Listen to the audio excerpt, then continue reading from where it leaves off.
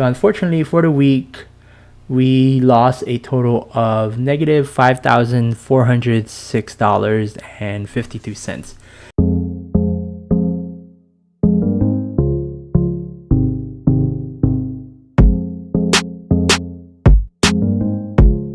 Hey, how's it going? It's Rocky. Welcome to week 29 of our journey trading the futures market as our full-time job.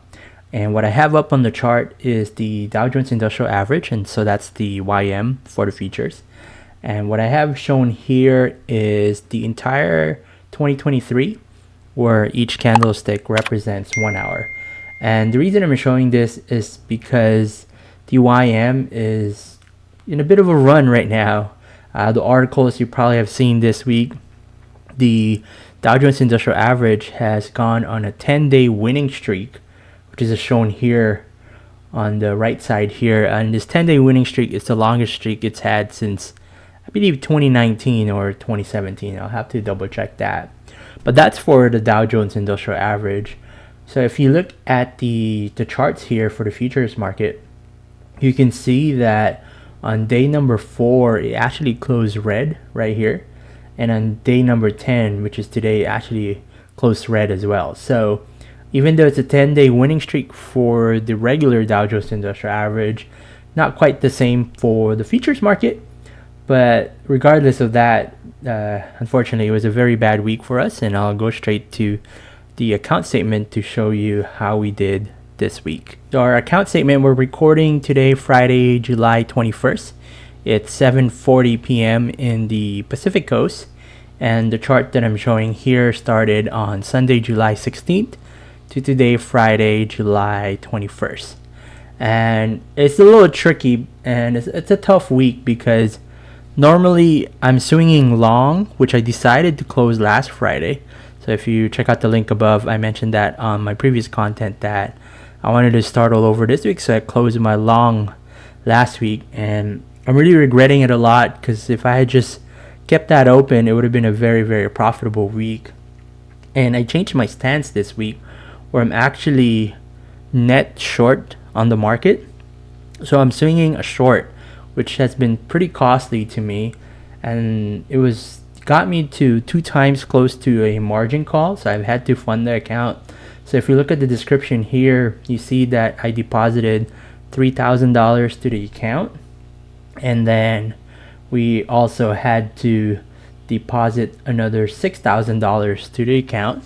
So for the week, just to ensure that I don't get into margin call, I had to deposit $9,000.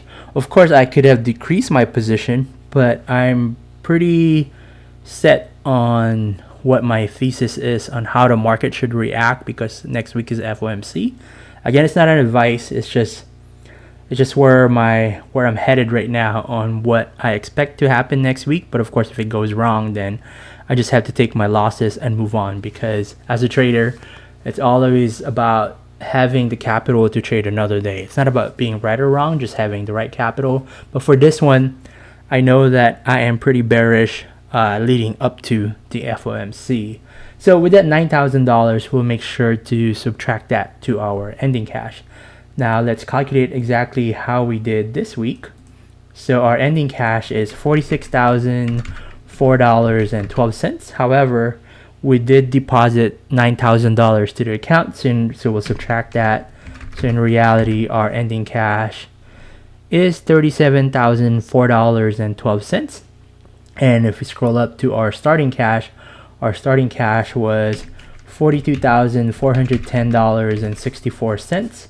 So unfortunately for the week, we lost a total of negative $5,406.52. So that's a bit rough, losing that amount of money. And then the past 6 weeks has just been pretty tricky for me because it's been an alternating green week, red week, green week, red week. And unfortunately, that's just how it is for this week, and hopefully we'll recover a bit more on next week.